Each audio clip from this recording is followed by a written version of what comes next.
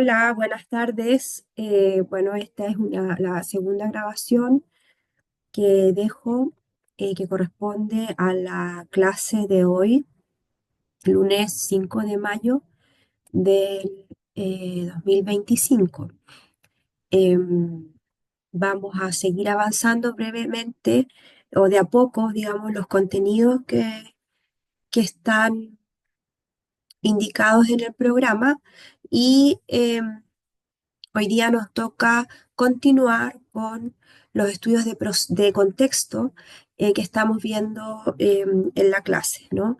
En la grabación anterior les comentaba que los estudios de contexto son estudios que están diseñados para investigar las condiciones o las situaciones, los contextos en los que se producen o se reciben la traducción y la interpretación. Entonces está enfocado más bien en las condiciones, en las situaciones en las que se generan traducciones o en las que se reciben traducciones. Bien, Eh, les comentaba que es un estudio que está, un tipo de estudio que está radicado o que conversa, que dialoga eh, interdisciplinariamente con disciplinas de estudios culturales como es la psicología social, la sociolingüística y los estudios culturales. Y por lo tanto está enfocado en responder o a investigar la traducción y la interpretación desde esas perspectivas. Bien. Hoy día vamos a hablar de dos metodologías, ¿vale? Dos metodologías que se utilizan habitualmente y que utilizan mucho los estudiantes acá, quizás una más que otra, eh, pero que igualmente las han usado en tesis para, eh, para investigar justamente los contextos de traducción o los contextos de interpretación. Hoy día vamos a ver dos, la etnografía y el estudio de casos. La entrevista y la narrativa van a quedar para el próximo clip, que va a corresponder al día jueves. Bien, entonces vamos a partir con la etnografía. Si ustedes no conocen este concepto, los invito a que lo puedan buscar y complementar su conocimiento con una definición. Yo acá igual les proporciono una, pero un estudio etnográfico es un método de estudio, una forma de investigar que corresponde a las disciplinas de estudios antropológicos, estudios culturales, que tiene el propósito de describir sistemáticamente manifestaciones culturales y sociales humanas, ¿vale? La particularidad de la etnografía es que consta o requiere que quien investiga realice una observación participante. Es decir, quien investiga se inserta, digamos, físicamente en el contexto de investigación y observa lo que ocurre en un contexto de investigación, digamos, en un contexto, para poder registrar y observar sistemáticamente lo que ocurre en ese contexto. Bien, de manera que en la etnografía es un tipo de investigación que requiere que quienes investigue se inserte en el contexto que está investigando y pueda observar ese contexto y tomar una serie de datos para poder investigar a una comunidad en ese contexto. Em, Esto normalmente se llama observación participante y además de la observación, quien investiga normalmente también realiza entrevistas y analiza documentos que existen o digamos que están disponibles en ese contexto para así poder describir en profundidad y de forma sistemática a esta comunidad. Eh, Estos son estudios principalmente o mayoritariamente cualitativos, ¿vale? Porque la observación, las entrevistas, el análisis de los documentos, todo eso son fuentes, cualitativas y generan datos cualitativos, ¿no? Que son interpretables, que son categorizables, em, para describir ese contexto. Por ejemplo, un caso de etnografía lo realizó una compañera de interpretación hace varios años ya, en que su pregunta de investigación era cuál es la interacción entre intérpretes al interior de la cabina. Y a pesar de que ella, como estudiante de interpretación, tenía experiencia sobre eso, lo que hizo fue ir a una conferencia real y observar desde dentro de la cabina cómo era la interacción entre los dos intérpretes que estaban ahí interpretando en la vida real. Bien, la etnografía, por lo tanto, como se inserta en contextos reales, no es para nada un trabajo de laboratorio, ¿vale? Acá no son observar experimentos o observar tareas descontextualizadas, sino que requiere que se observe el fenómeno en la realidad, en el contexto en que realmente ocurre.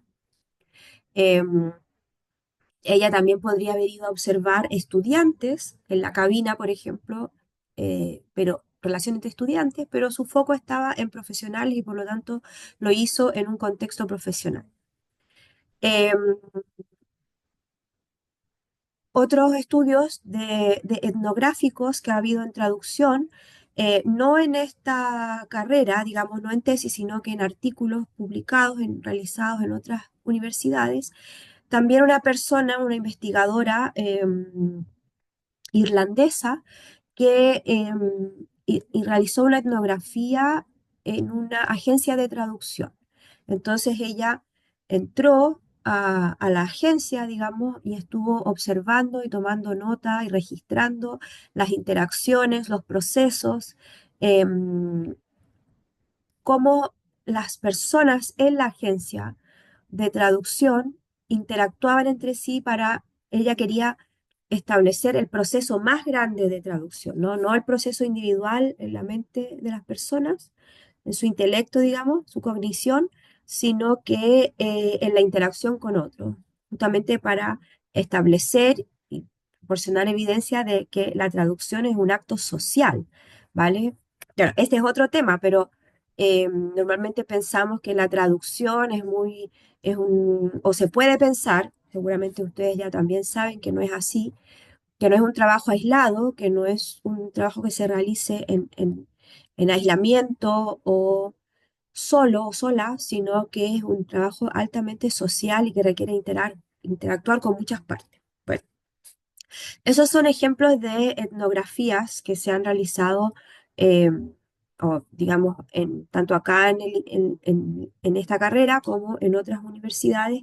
Hay otros casos también de otras condiciones de producción de traducciones, en las que también se ha investigado.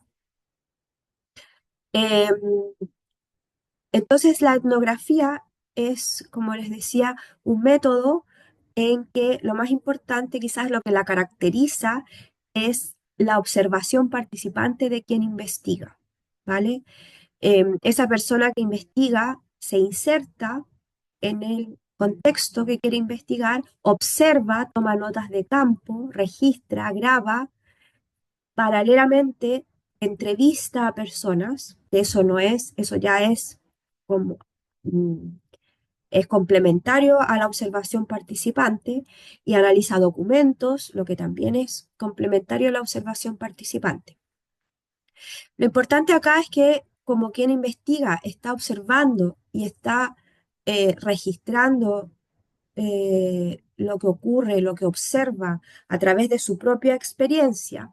Esta experiencia también es parte del proceso de investigación y acá no se asume una objetividad en la observación, sino que la subjetividad de la experiencia de quien investiga.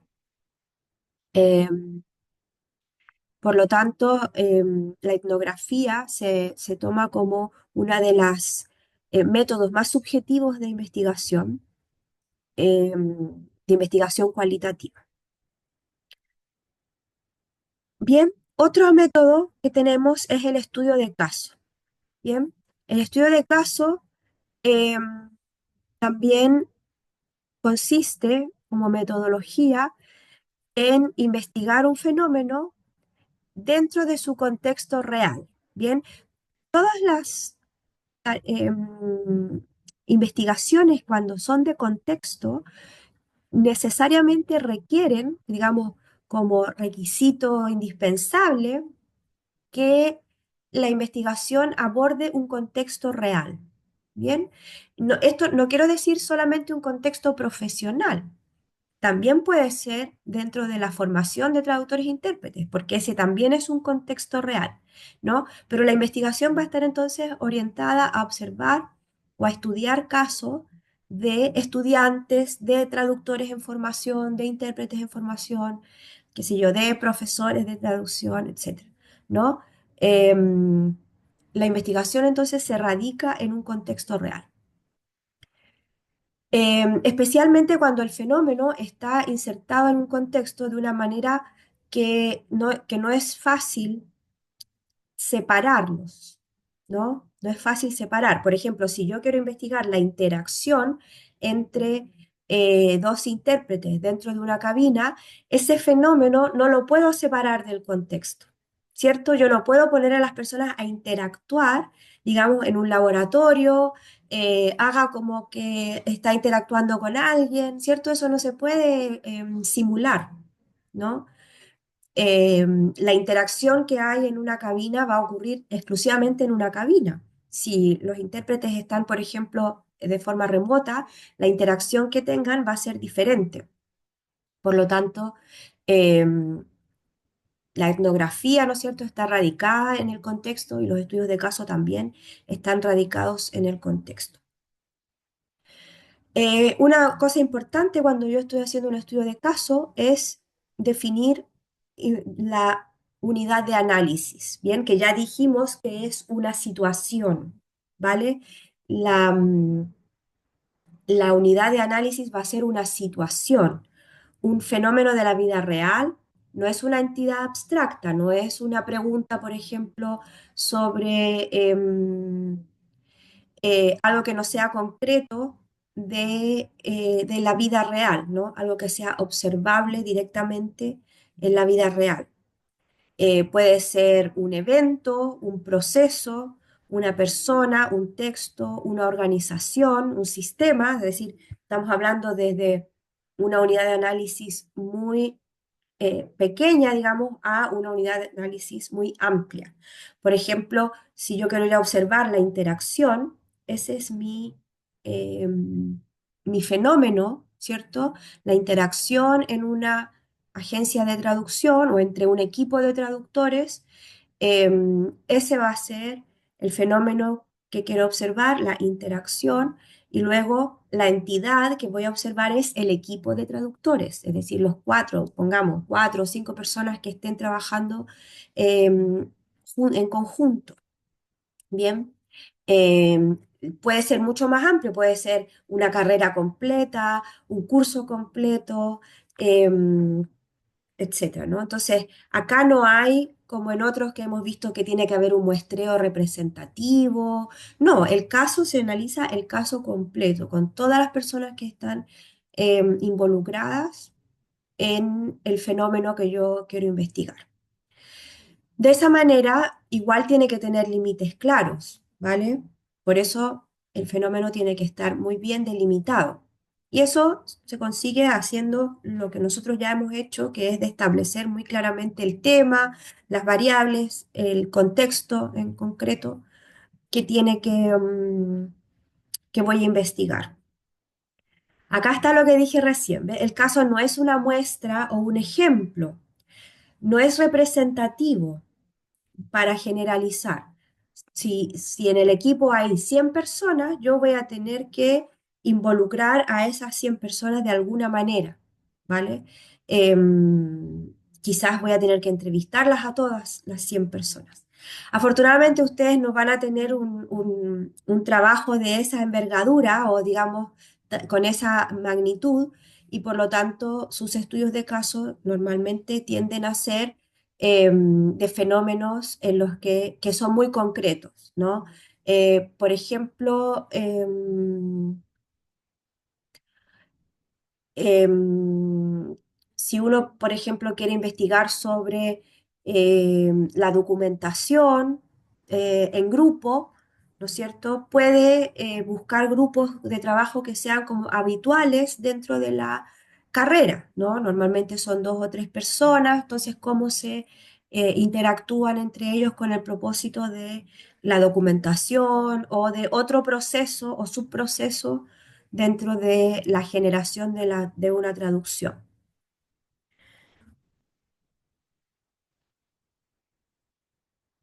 Em, ¿Qué hago con este método, ¿no? ¿Qué puedo hacer con este método?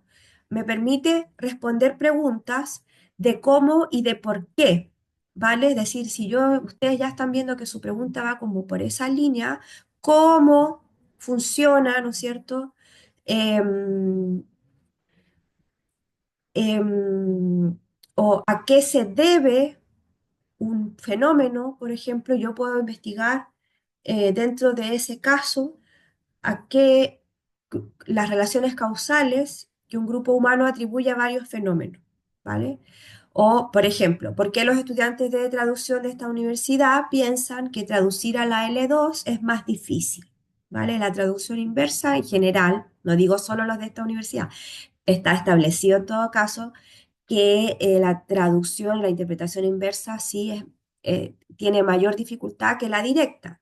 Pero más allá de investigar las causas, por ejemplo, cognitivas o de competencia lingüística, también me gustaría saber cuáles son las razones que los estudiantes quizás atribuyen a este efecto, ¿no? Al efecto de la dirección de traducción. Eh, Porque quizás en un estudio exploratorio esas opiniones, digamos, me pueden orientar hacia otra investigación, hacia algo que no se ha estudiado todavía. Justamente el carácter exploratorio, ¿no? El alcance exploratorio de los estudios de caso es muy valioso porque permite explorar un contexto de forma muy libre, sin hipótesis, sin predicciones para luego poder generar hipótesis más adelante, ¿vale? Em, por ejemplo, no sé, puedo yo preguntarme, ¿hay traspaso de conocimientos de una cultura a otra? Por ejemplo, hay una creencia, ¿no es cierto?, que la traducción es un puente de conocimiento de una cultura a otra, ¿cierto? Sin embargo, también sabemos que eso va a depender de la estrategia de traducción, porque si tenemos una estrategia domesticante, es probable que no se excluya todos los referentes a la cultura, digamos, de origen y quede totalmente el texto sin referencia a la otra cultura. Y entonces ahora no hay referencia a la otra cultura. Puedo buscar un caso de un tipo de traducción de ese tipo, estudiarlo en el contexto y luego ver otras hipótesis sobre ese mismo tema, ¿no? Explorar un tema más adelante. También, por ejemplo, se puede usar para probar la viabilidad de un marco teórico o de teorías de traducción. Em, por ejemplo, el caso sería un modelo y estudiar ese modelo a través de la bibliografía, a través de lo que se ha escrito sobre ese modelo. Estoy hablando de un modelo teórico de traducción, por ejemplo, como el Scopus, como la teoría de la competencia traductora del grupo PACTE, la teoría de los expertos, que se usa mucho en interpretación, y entonces ver cómo se puede modificar ese modelo al investigarlo de forma más profunda. Lo importante es que si yo quiero hacer un estudio de caso, es decir, un fenómeno, para estudiarlo desde un estudio de caso, es que tengo que, por una parte, ser muy concreta en en términos de poner límites importantes al fenómeno, por ejemplo, temporales, eh, delimitarlo al fenómeno a un periodo de tiempo, sociales, es decir, los grupos que van a estar involucrados, espaciales, donde el contexto físicamente, el tiempo y el espacio del contexto muy bien delimitado. Por eso ustedes van a ver, o si ya han visto muchas tesis, que los temas dicen un estudio de estudiantes de interpretación de la PUCB. Eso quiere decir que el estudio está muy bien delimitado, ¿no? Social y espacialmente, ¿cierto? Y temporalmente porque habitualmente constituyen solamente, son estudios transversales que se llaman, que se toman una sola vez, ¿no? Un momento en el tiempo es como que fueran una panorámica del, no son estudios que se extienden en el tiempo.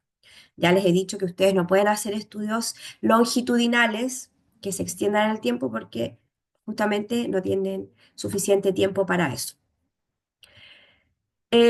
Normalmente va a ser un estudio de caso a conveniencia de quien investiga, porque esa persona va a establecer los distintos métodos de la manera en que le resulte más favorable, pero al mismo tiempo va a ser abierto y flexible, ¿no? Porque como es un estudio exploratorio, va a necesitar tener mucha flexibilidad para ir encontrando cosas que quizás no sabía que iba a encontrar. En un estudio de caso, por ejemplo, em, no, se fue para atrás. Las fuentes, ¿vale? Las fuentes que va a tener un estudio de caso son múltiples. Normalmente se toman múltiples fuentes para poder luego hacer una técnica, digamos, que se llama triangulación. Bien, entonces para poder comparar las múltiples fuentes y primero proporcionar un relato, ¿cierto? Que sea una descripción del contexto, que sea completa, que sea más completa y no esté cargada, por ejemplo, solamente a una visión, sino que también estén las otras visiones. Normalmente en un estudio de caso se van a tomar textos escritos, informes verbales como entrevistas, la observación, por ejemplo,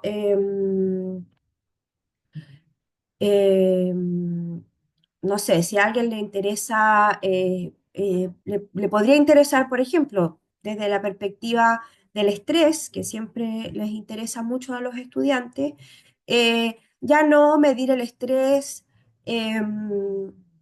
sino que, por ejemplo, observar cómo se regula una persona, observar directamente, no solamente preguntándole, sino que observar cómo se regula una persona el estrés durante una prueba o después de una prueba. Es difícil observar a alguien durante una prueba. No sé si justamente durante una prueba sería fácil poder realizar esa observación. Pero quiero decir que se van a usar distintas fuentes, ¿no es cierto?, para evitar sesgos. Por ejemplo, si les interesa, hay una tesis que se está realizando en este momento, que es un estudio de caso de una estudiante que está investigando sobre la adopción de la perspectiva de género en la formación de intérpretes. Y para eso, primero ella analizó la documentación institucional, digamos, lo que rige en la universidad.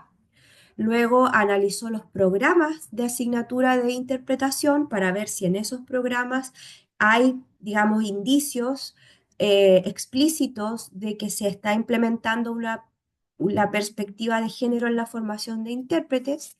Y ahora en la segunda parte, eso fue en la primera parte, en el seminario, realizó la investigación, digamos, de la documental, de textos escritos y en la segunda parte ahora va a estudiar, va a realizar entrevistas a estudiantes de distintos niveles de de la carrera. Entonces, de esa manera puede establecer, contrastando, ¿no es cierto?, distintas fuentes, cómo es la, eventual adopción. Ella va a poder decir si es que hay una adopción efectiva, si es que o no, cómo se está implementando y quizás que incluso em, qué medidas se pueden implementar para que sea más efectivo. Eso es la triangulación, tomar fuentes desde múltiples, digamos, tomar datos desde múltiples fuentes para proporcionar una visión más amplia. Por último, es muy importante en estos estudios la confidencialidad y el anonimato. Quizás en las entrevistas no es posible el anonimato porque yo te estoy viendo a ti cara a cara a quien estoy entrevistando, no es anónimo, ¿cierto? Pero sí confidencial, de manera que quienes participen, ya sea como entrevistados o personas que se les va a observar en su actividad real, cotidiana, sepan que están participando en una investigación. Por eso les decía que quizás en un contexto de prueba es muy difícil conseguir digamos, el consentimiento, porque perfectamente un estudiante puede decir, no, yo no quiero que me estés mirando mientras estoy en la prueba, porque me voy a poner más nervioso que si tú no estuvieras. Y con eso la persona tiene justa razón, digamos, para negarse a participar. Otras personas, por ejemplo, a veces que se hacen observación de clases para ver, por ejemplo, que eso también lo han hecho otros estudiantes, observación de clases para ver las estrategias de ciertos profesores al dar feedback. Esa es una tesis, pero ya se realizó hace varios años, también en interpretación, sobre cómo se realiza, cómo se entrega el feedback a los estudiantes después de la prueba. Y la tesista lo que hizo fue observar justamente cómo los profesores entregan ese feedback. Aquí también puede ocurrir que un profesor, una profesora diga, no, sabes que yo no quiero que me grabes o que me observes mientras estoy haciendo esto. Y ahí, como les digo, em, hay- hay- tienen derecho las personas a dar o negar el consentimiento de participar. Por lo tanto, para hacer este tipo de estudios, especialmente los que requieren observación, hay técnicas, hay, digamos, cómo trabajar esto para conseguir el acceso. También se trabaja con tiempo, se tienen que dar muchas garantías a las personas que van a participar, digamos, como les decía, garantías de confidencialidad, garantías de que no van a tener ningún perjuicio por participar, etc. Bien, los invito a que busquen en la biblioteca tesis que están, si les interesa este tema, hay muchas tesis que se hacen sobre modelos de contexto, con entrevistas, con estudio de documentación y que están principalmente orientadas a nuestro contexto real, ¿cierto? Que es la formación de intérpretes o de traductores. Voy a quedar hasta acá ahora. La próxima clase, que es el jueves, les voy a subir una grabación cortita también con el tercer método de investigación elemental y al que me he referido mucho también, que es las entrevistas y los grupos focales. Bien, también hay lecturas que están asignadas para esta semana que les van a servir mucho de apoyo para poder complementar lo que está acá en la clase, digamos, en la grabación.